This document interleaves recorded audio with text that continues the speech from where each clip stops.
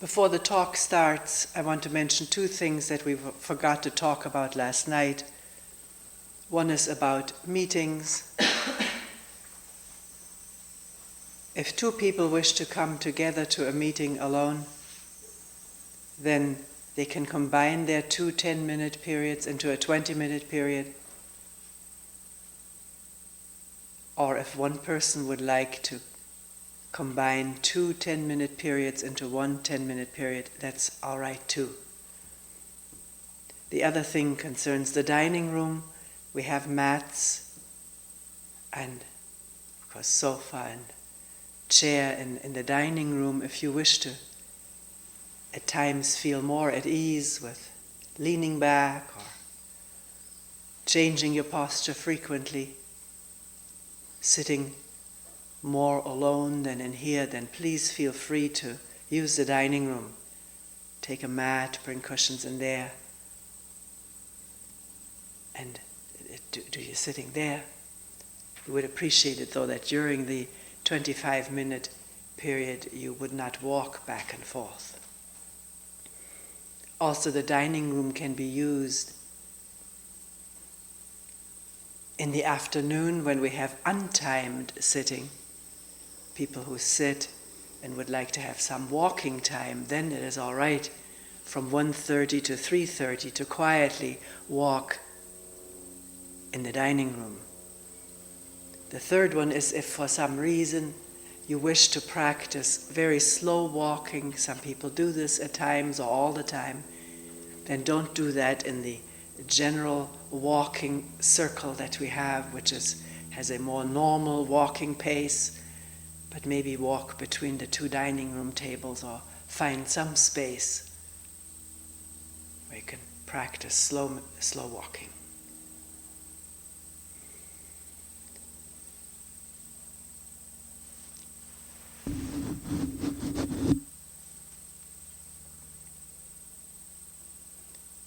This is the first day of the August 93 7-day retreat in Springwater.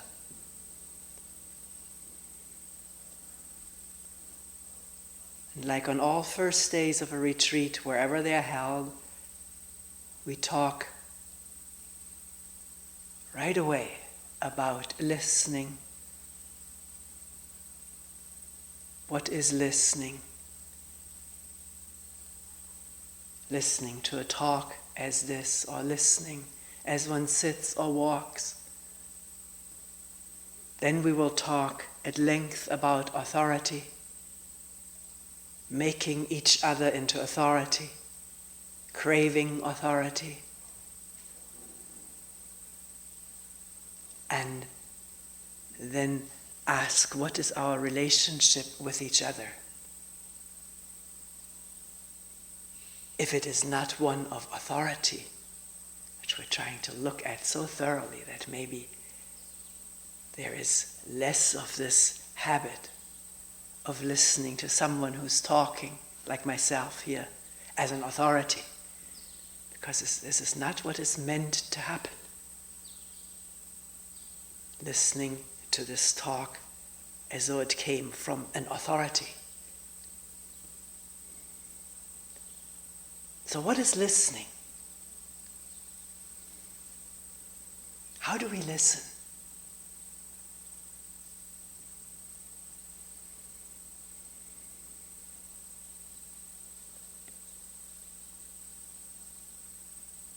There is right now, isn't there, this very fine, subtle hum of insects. Some birds calling. There's the sound of the breathing. Some undefined hum, maybe of cars, who knows?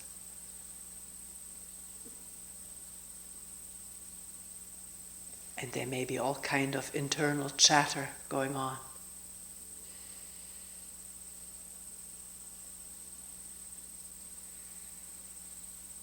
And there are the words that are being spoken right now. How does one listen to all of that? or what is the quality of listening this moment?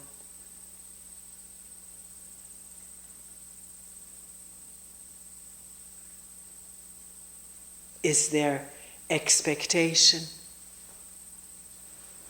of what one would like to hear or expects to hear? Remembers about what Toni says in a first talk, and that remembrance is already there, infusing, affecting the listening.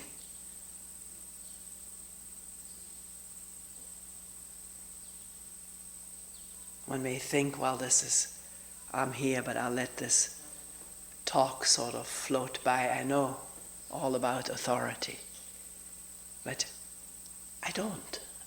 I don't know what I'm going to say. It comes out of this moment of a fresh listening. So can we meet each other in this freshness of exploring, listening, and whether it's possible for a human being so conditioned from the day of birth, or maybe before, to listen according to some expectation, to what one wants or needs or expects or doesn't want to hear, is afraid of, what one knows from the past. If that all affects and impacts our listening, then there is no free and open listening. That makes sense, doesn't it? And maybe it is the hardest thing, the most difficult thing, to become aware of how conditioned our listening is. How we hear according to patterns of what we know and expect and want and don't want. What has happened before already may affect and color our listening. The way of the intonation of the voice may evoke something in the listener that may imply she is condemning or she is approving. And that may color the listening, affect it, so that one does not hear what is said, but what one thinks the person is saying from past experience.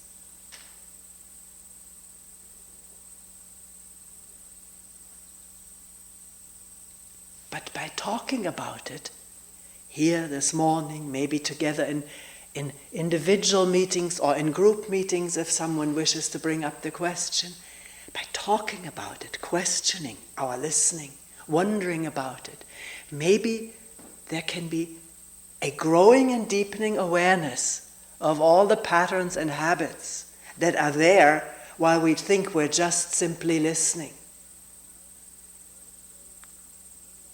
And how when we're very afraid or very, very craving or very angry, we cannot hear factually, correctly, what is happening around ourselves and inside of ourselves, or what when someone says.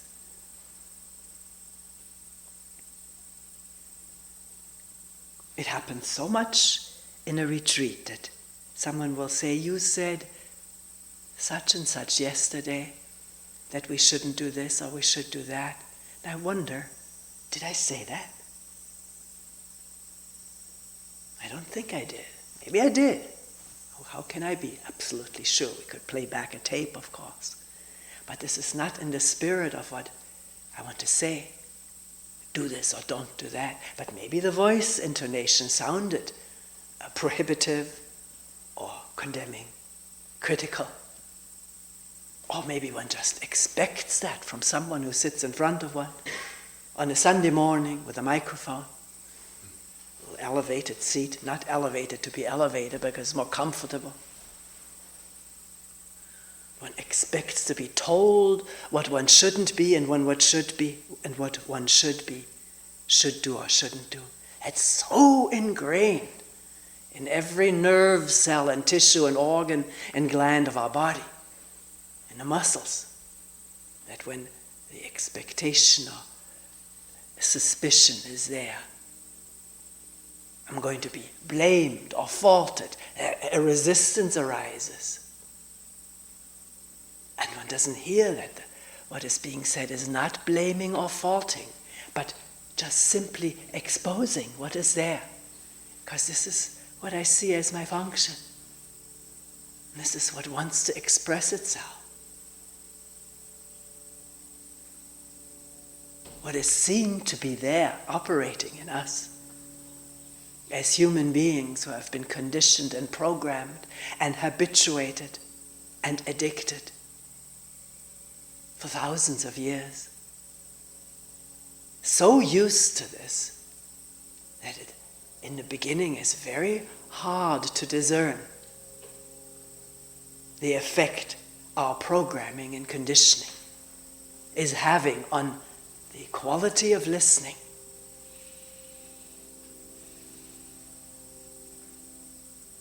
Right now, the sound of a plane, that's what it is probably. Can it just be there, not resisted? We said plane, but what's humming there is not the word. It's not the image that may come up automatically in the mind of a little airplane in the clouds that one remembers from last time. What is the sound, aside from word and image, that comes up so automatically?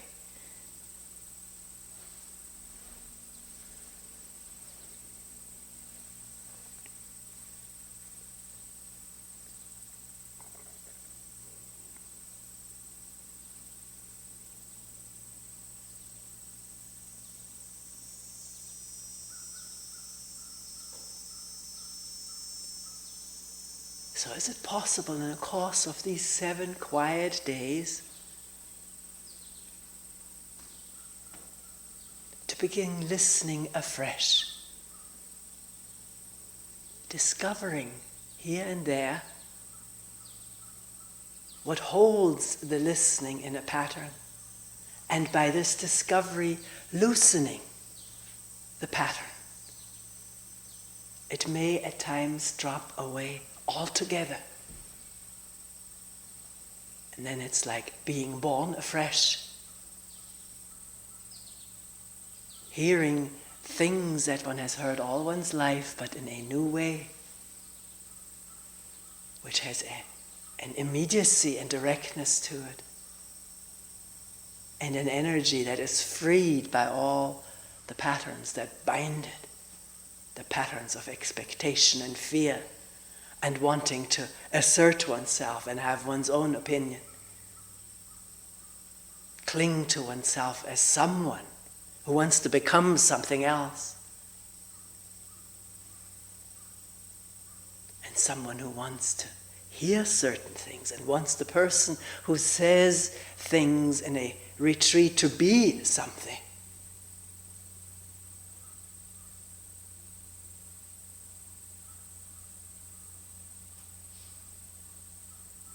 But if you ask me what I am right now, how do I know? There's movements of bodies and cloth and a bird singing and insects humming, a body moving, the coolness of perspiration being evaporated. All kinds of physical sensations. And talking, looking at this whole thing of authority and listening.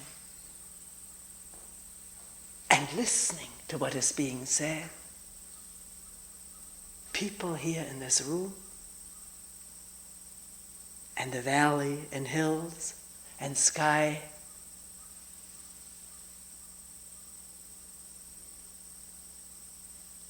Is that what I am? All of that, and looking at what is listening and putting it into words. and wondering whether we can see it together and alone. That most of the time our listening is not pure.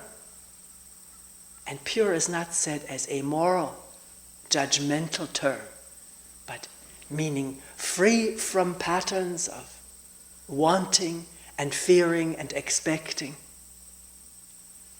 and just plain remembering.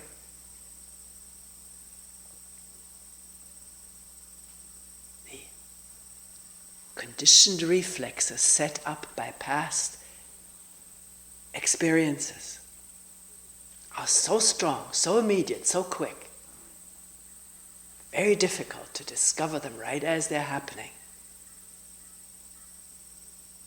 We take them for granted. Our cringing, our resisting, it's taken for granted that this is how we live. But here during this week, can all the things that we become aware of that we take for granted not be taken for granted any longer, and wondering about it? Not in a critical or judgmental way, wanting to change, to be rid of it, to be pure and free and open, but to see what's there, what holds and shapes and distorts and closes or opens a human being like you and me. Because these processes that we're talking about, fear or anger affecting our listening, is so for every human being, not just for me or you.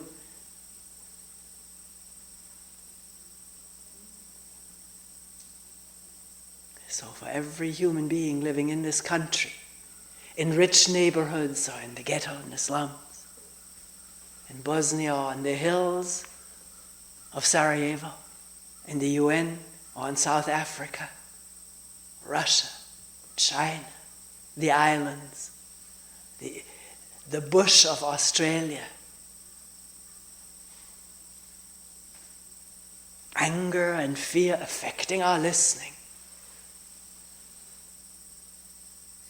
so that we can't hear what is really happening. It's already projected, expected, known, and judged and reacted to.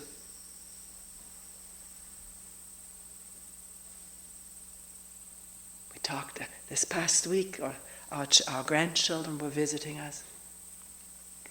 Their house was broken into a while ago. Our grandson's 10 Nintendo games were stolen. For a tremendous loss for him. Oh, he seems to be getting along very well without them. There was no insurance, no money to replace them. But apart from that judgment, he said he has a BB gun.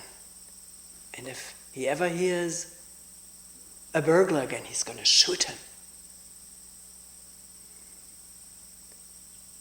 And there was an evening in which our granddaughter was staying here, and we talked with Ben, he's 12, till 11 o'clock. We've never done this before, just talking. It was a very special time, talking about having guns and shooting at someone sort of in the semi-dark, maybe his best friend coming in and wondering whether he's still up and would play with him.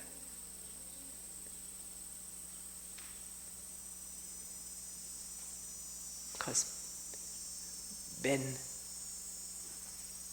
asserted or felt sure that he would be able to tell his best friend from a burglar. We talked about it.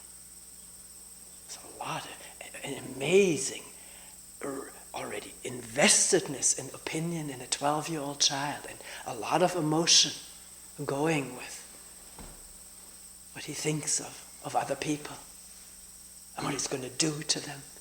And one can hear the voices of TV programs, parents, maybe grandparents, who affected their child, who affects his son.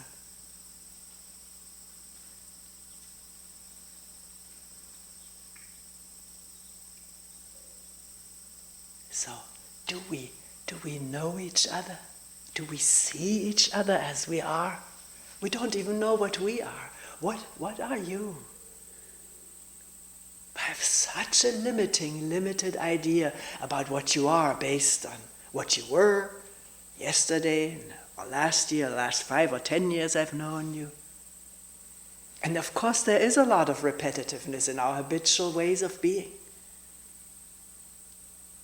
There is, and that's why we think we know each other. We know each other's habits, which are rigid enough, but there's not all of us. And yet this is what we address, this is what we react to, or this is what we fall in love with. Ideas about each other, which may be mechanical, representing a mechanical way of being. But this is not all of us, or I don't think anyone who comes here is convinced that it is all of him or her, one's habitual, at times quite predictable personality, which is the conglomerate of our habits and education and upbringing and conditioning and programming from parents, from society, from television, from advertising, and all of our own experiences. How we grew up in the family as the oldest or as the youngest makes a tremendous difference. How one sees oneself and the other, as the powerful one, as the less powerful one, the one to dominate, the one to be dominated, or rebelling against domination. All of this becomes program and habit and pattern, sort of a crust that we think we are and that we think the others are. Crust responding to crust.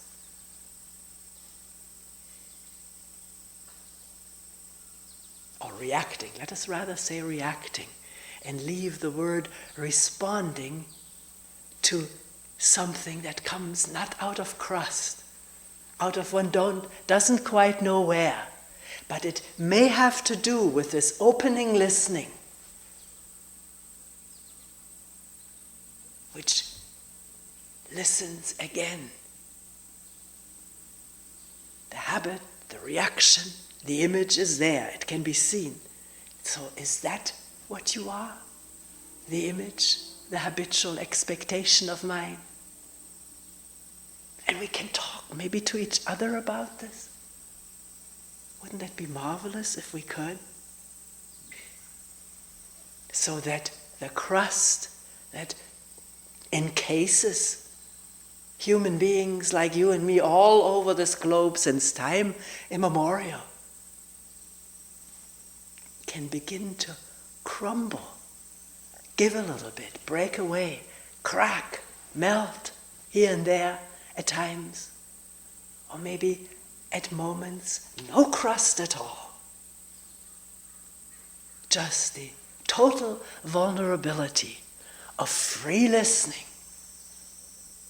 to what's there, and all of a sudden so clear, so undisguised.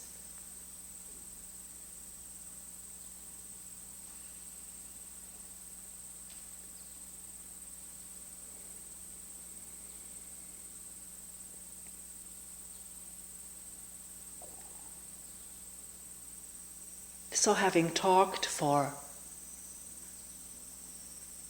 less than half an hour,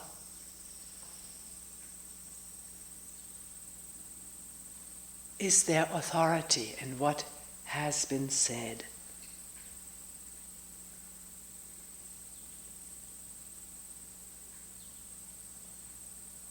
On my part, can I look? Is there a desire to impose opinion, doctrine, ideas upon people who are listening here? But in looking, questioning it, that description does not fit what is going on.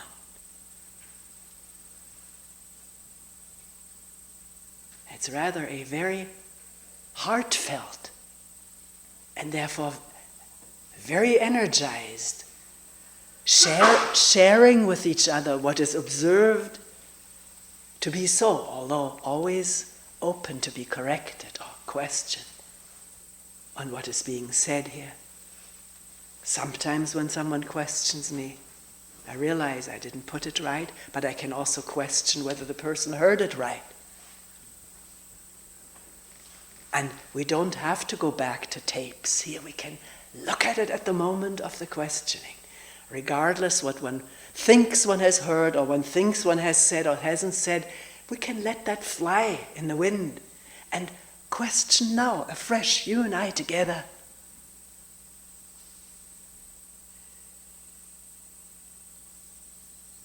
Look at something together.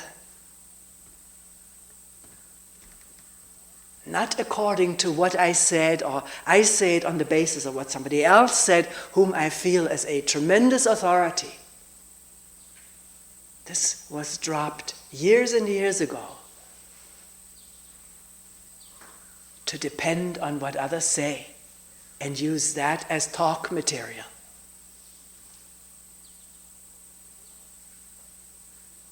Even though a person may have very well put into words what he or she saw to be true, but that we can do here now. We don't have to use books, scriptures, or quotations. If you and I can see for ourselves what is going on right now and grope to some extent or other to put it into clear words, what use is it to read someone else? Because wait a minute, you could say, just as I listen to you, I can read something. And here it is, I'm looking. Yes, it is so, it's clear. Well, in that case, you and I agree. The person or the author of the words that you just read is not an authority for you. You're seeing something directly. There's insight. And that's the essential, crucial thing. That we see directly, or that there is direct insight, direct seeing. And is helpful for a clear mind to express itself clearly, expressing what is perceived as clearly as possible. That's very helpful, either on the printed page or in life. And yet to make that book, that author or that speaker into an authority is not helpful for insight. Because then the imaging process is taking over with its effects. Imaging the person as an authority who is my teacher or my guru, my leader. And that is an emotional, thought-created affair in which we think we find refuge and security. But it brings no insight into the process itself unless, due to something read or heard, one stops to look and listen for oneself.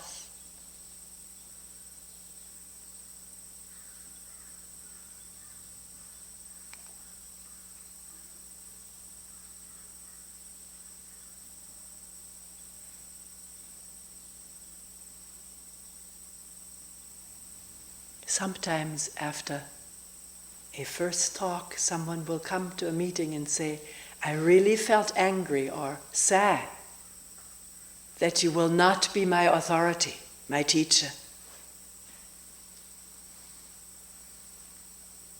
Well, I would have to go into what we mean by teacher.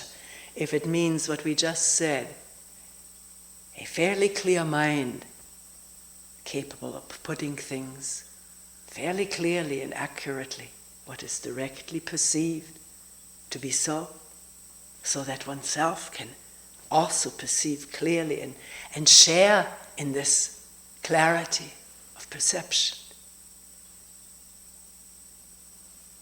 You can call that what you want to. I wouldn't call it a teacher, but I don't object if you do. But authority has always this implication of abdicating the freedom of looking or being confused and not knowing and living with that confusion and not knowing. Listening to what someone says but not believing it, not incorporating it as the truth without its having been seen to be so directly. And that's a very tricky thing, because the clarity of putting things into clear words or repeating clear words that one has read, or putting many sources together in a clear summary, or whichever way one is doing it, can masquerade for the clarity of insight.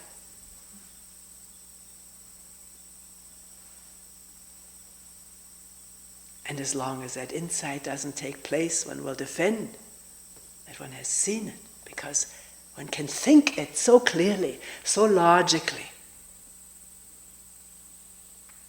so coherently.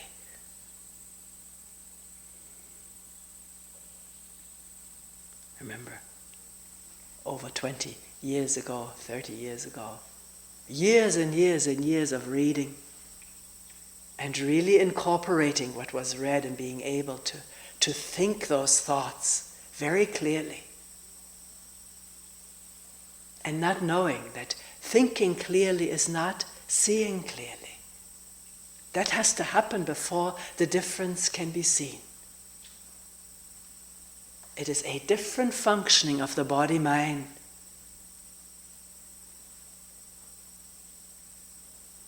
Which happens to human beings on its own. No one can instill it or pound it into one, or force it or discipline it into one.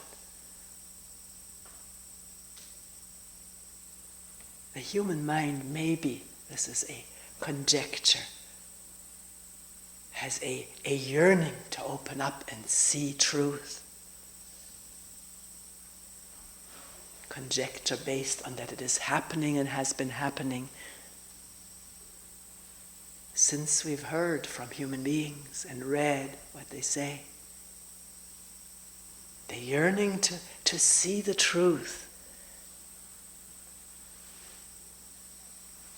to be in touch with something beyond this crust of knowing and reacting, and all the good and bad habits that we have acquired. The good habits to get along with each other, the bad habits to get each other out of the way.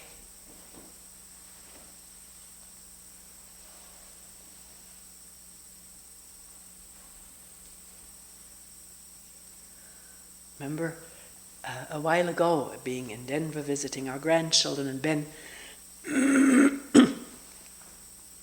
picked a book at night for me to read. Or maybe I picked it. I don't know. He had all kinds of Bible stories. This one was about Noah and the ark, and all the animals piling into the ark. And at the end of reading it, he said, "Is that true? Was that a true story?" I wondered about it, because I know there was a lot of Christian education at that time. I don't know how it is today, going on for Ben. Sunday school and so forth.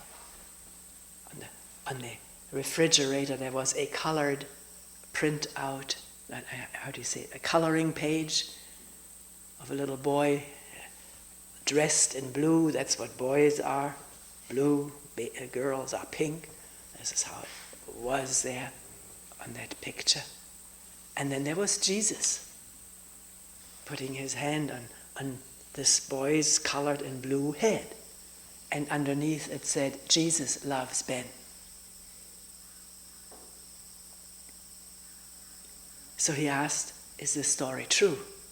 And all manner of thoughts shot up in my mind, how to respond to this.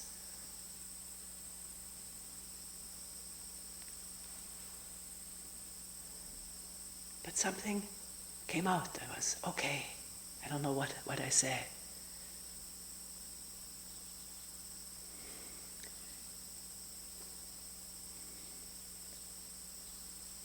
But the interesting thing is the child asking, is this true?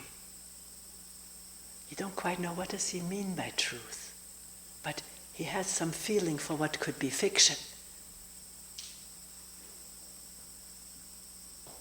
The few times we watched news, he would also ask, is that true?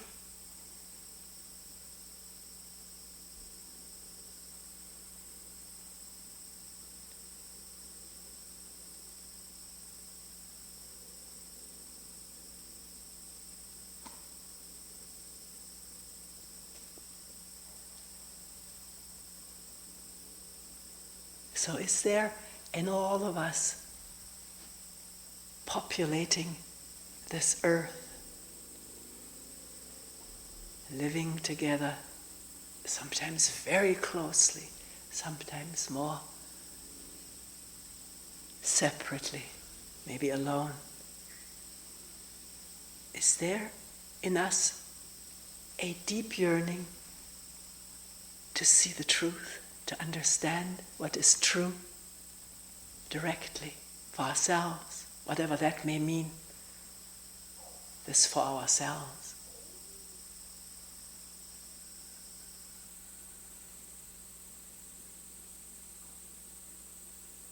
One person once told me she went through a forest at dusk, and she stepped on something, and she was sure she had stepped on feces, and felt tremendous revulsion. Reaction, of course. Because little children don't have revulsion. Little babies have no revulsion against their feces. And then in looking closer, even being that open to take a second look, it was just some decaying bark. And she noticed her whole everything changing, from revulsion to relief to whatever all happened. And with that, a tremendous energy of an energetic question of wondering, what is the truth of what we see and think we see and think that we're in touch with? What is it really? What is reality? Which propelled her into this whole thing of what's called spiritual training. The incident of seeing how we mistake things or people for ideas. And then maybe the awakening of wondering, what is the truth? What is reality?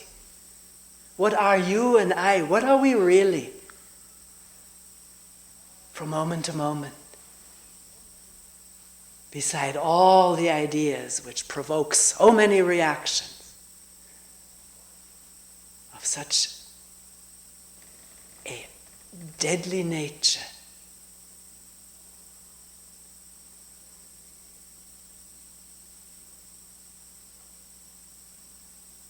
Because can also be reactions of a very romantic nature. We perceive each other in romantic images also from who we would love to be held by or looked at, kissed by.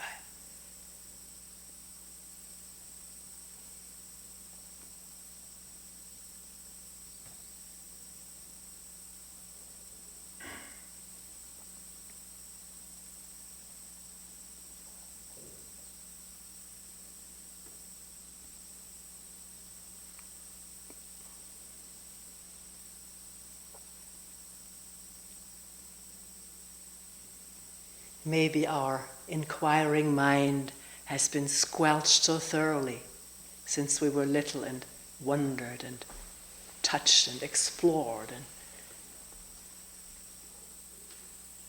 squelched first of all in the home, where it was a nuisance to have a little child constantly pulling everything out and banging it and licking it, building it.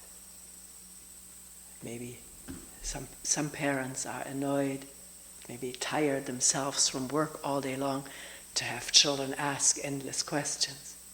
I sometimes see this with profound sadness in a supermarket, a little child sitting in the cart of a mother who has obviously returned from work, very busy gathering a few groceries together, and the questions of the child go totally unanswered. She's not aware that there's even a child in there. So busy, what am I going to fix? Or whatever all maybe happened during the day, revolving in the mind. And then of course school is not a place, most of schools are not a place to foster questioning, but to foster answer learning.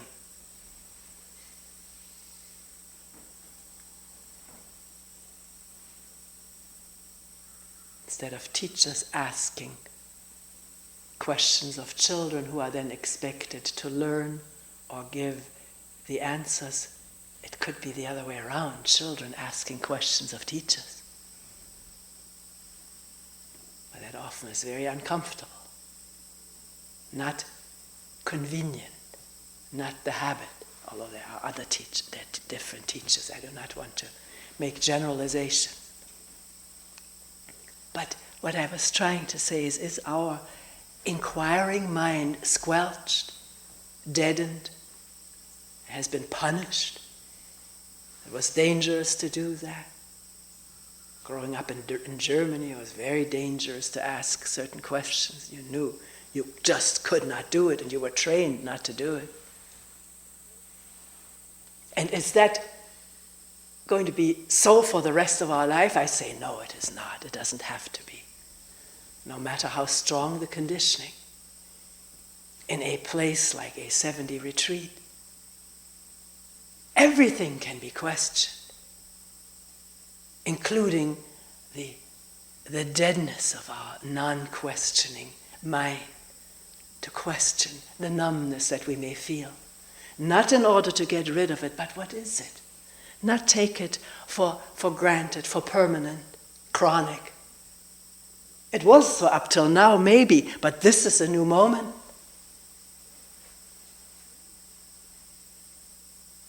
And numbness and dullness can break into life, into feeling, into alertness, a wakefulness.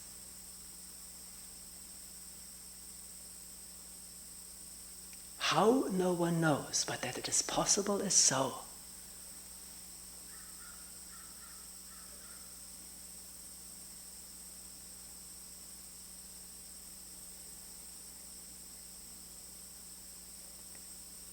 So, just a few words after talking about listening and authority and questioning.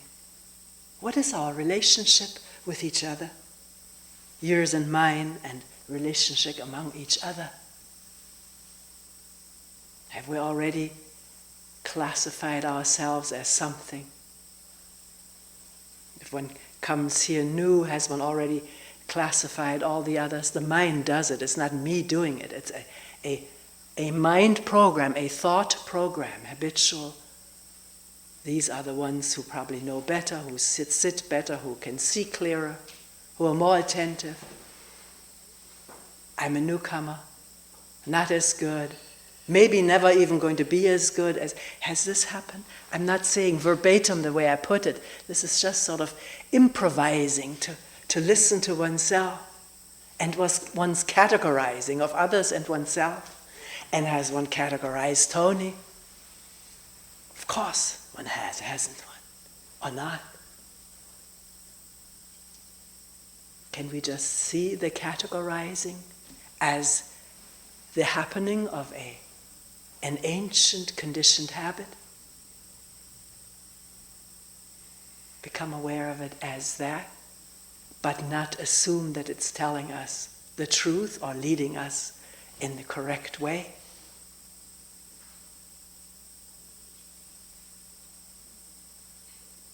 Can our relationship not be one of higher and lower, better and not as good, older and newer, teacher and student? Can it be free of all of that? Even though the habits are felt to be there and to suggest things, and if one is not attentive to them, then one takes what is being suggested as the truth. I am the potential failure and he or she is the potential or actual success. It's not true. It's just habit. It's idea. Old, ancient, transcending our own personal lives. It's been there, and it is there, floating around in the air.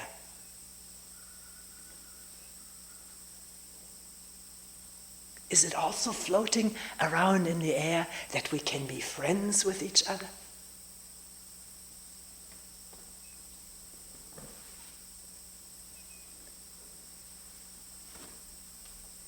Sharing this week,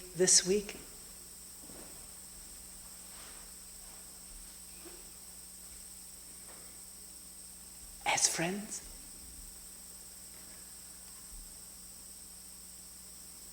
Friends can be at odds with each other, but they can look at their at oddness. Look at it, see what it does, see what it did, and drop it. Let it go and start freshly. On an equal basis.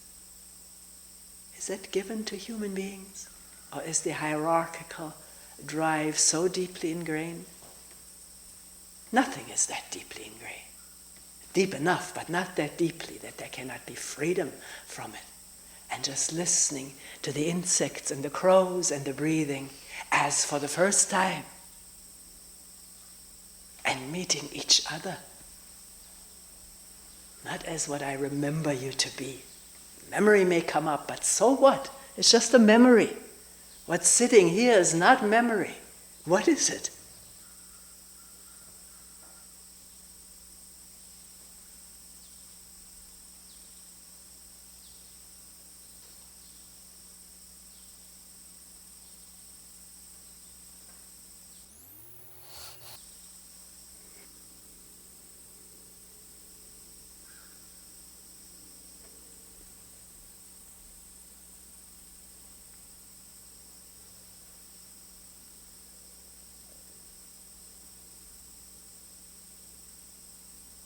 We will end here for today.